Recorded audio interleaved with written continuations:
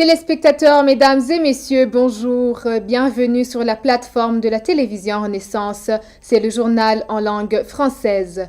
Le président burundais devrait sortir de son pays pour aller chercher des donateurs qui peuvent aider le pays à sortir du gouffre. C'est l'une des propositions de l'ONG locale Parsem qui montre que la place du Burundi est inquiétante au point de vue de son économie. Faustin Ndikumana indique que si rien n'est fait, le pays peut espérer de sortir de la crise économique.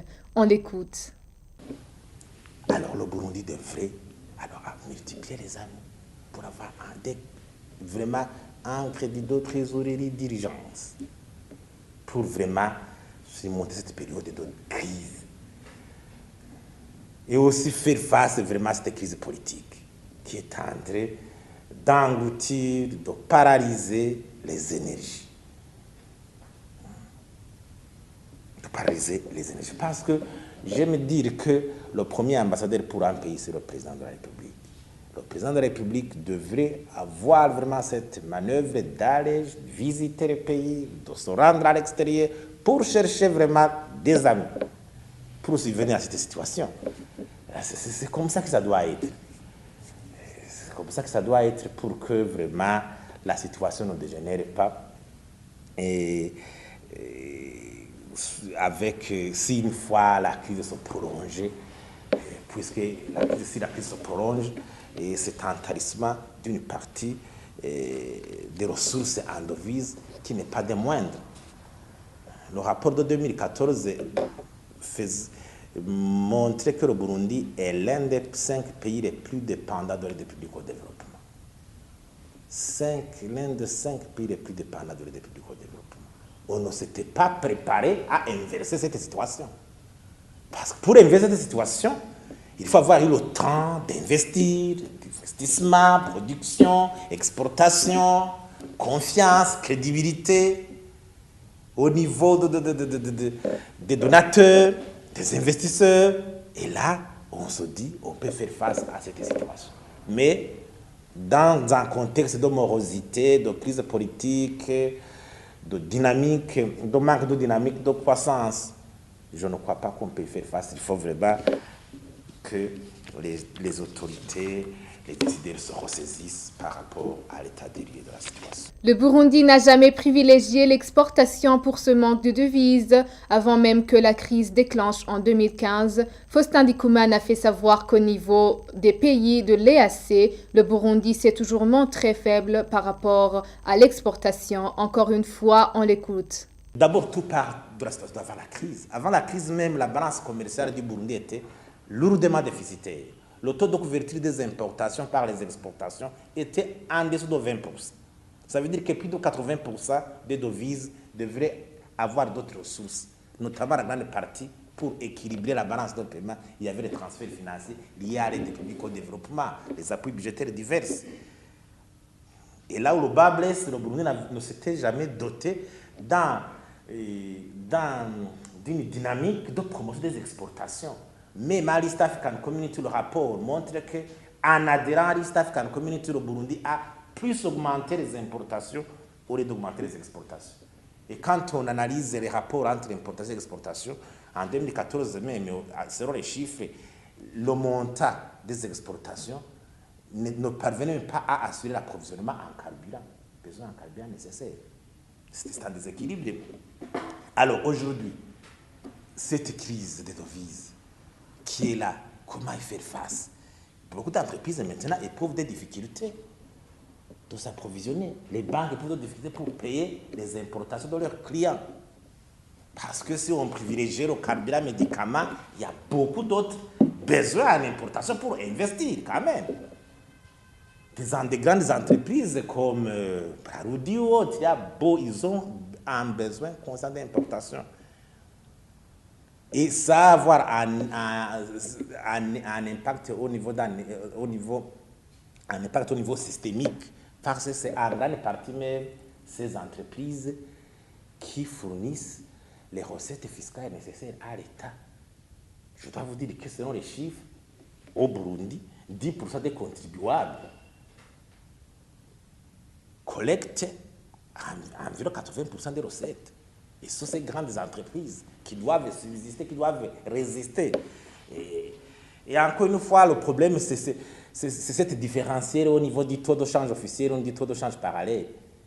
Quand on exporte les investisseurs, déjà, on leur impose le taux sur le marché parallèle. Mais quand ils ont besoin de devises pour investir, ils doivent recourir sur le marché noir, avec une différence de 1000 points.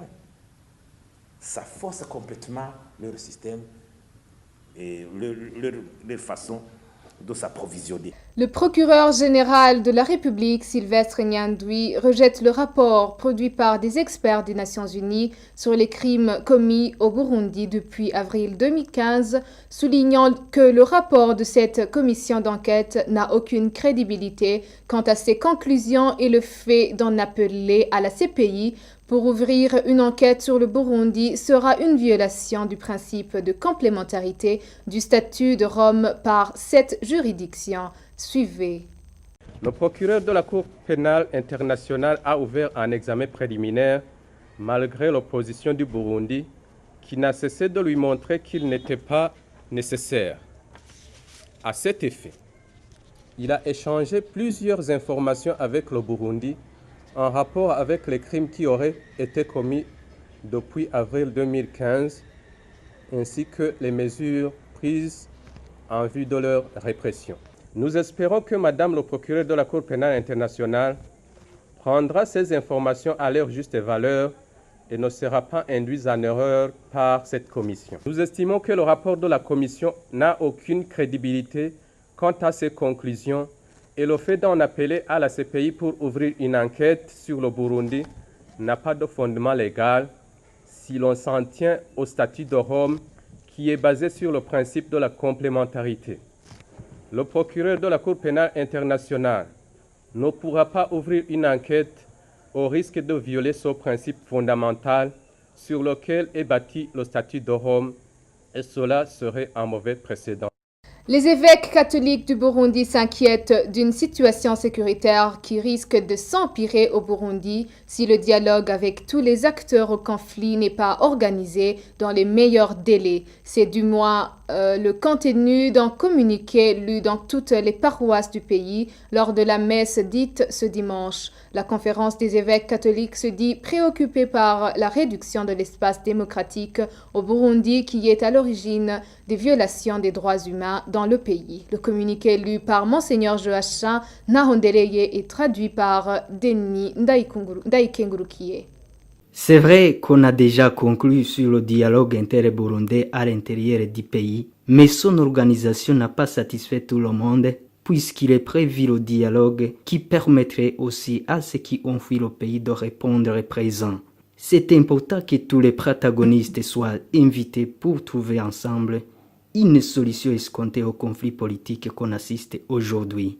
Les questions importantes déjà soulevées par les organisateurs de ce dialogue, comme la révision de la Constitution, doit faire objet d'un compromis en tenant compte de l'accord d'Arusha pour la réconciliation du peuple burundais. Comme ça, on aura renforcé la paix, le développement sans passer par la voie de la violence qui emporte des vies humaines. Si ce dialogue n'est pas lié dans les meilleurs délais, nous les évêques catholiques, nous craignons que la situation risque de s'aggraver, comme le sens de la démocratie et la façon dont nous appréhendons le respect de la vie humaine et les droits de l'homme, l'intérêt de tous, les libertés publiques, la sécurité et la liberté dans le pays, la participation de tous dans les institutions, le retour en dignité des réfugiés, l'avenir de la jeunesse, la pauvreté qui secoue le peuple burundais et les relations diplomatiques entre le Burundi et la communauté internationale.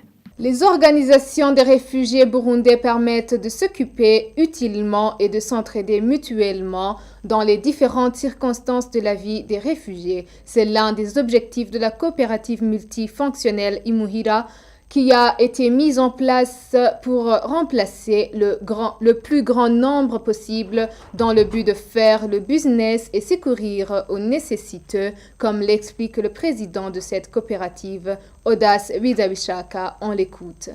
Nos objectifs sont d'abord de pouvoir nous aider économiquement, nous entraider et socialement également, pour que nous puissions alors nous développer en réalité.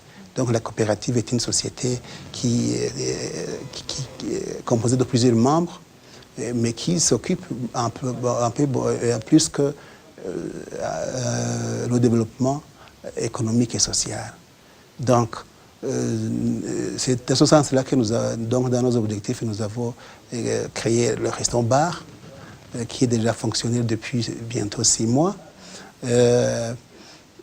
Et nous venons aujourd'hui de lancer notre deuxième projet dénommé Caisse de solidarité évolutive. Si nous voulons bien parler de la Caisse de solidarité évolutive, c'est que on sait très bien que quand on est réfugié ou alors quand on n'a pas de garantie dans un pays ou dans un autre pays, c'est un système économique qui est tout à fait bien connu. On ne peut pas avoir un crédit quand on n'a pas de garantie. Et alors nous sommes mis ensemble donc, dans le sens que nous puissions maintenant chercher comment accéder au crédit bancaire et comment nous pouvons nous donner des petits crédits entre nous, entre les membres. Donc la coopérative, donc, avec son volet Caisse de solidarité, a la mission de pouvoir donner des petits crédits aux membres et aussi créer des relations avec donc, des partenaires, notamment bancaires, pour que donc, nous puissions donc, créer un fonds de garantie. Et ce fonds de garantie va permettre maintenant à nos membres, pour qu'ils puissent avoir une garantie bancaire, et pour qu'ils puissent alors avoir accès au crédit facilement. Il invite d'autres réfugiés de regagner cette coopérative afin de conjuguer les efforts et se développer en attendant le retour au pays. Encore une fois, écoutez. La coopérative va avoir des intérêts à la fin de la période, à la fin de chaque année. Nous devons produire un bilan.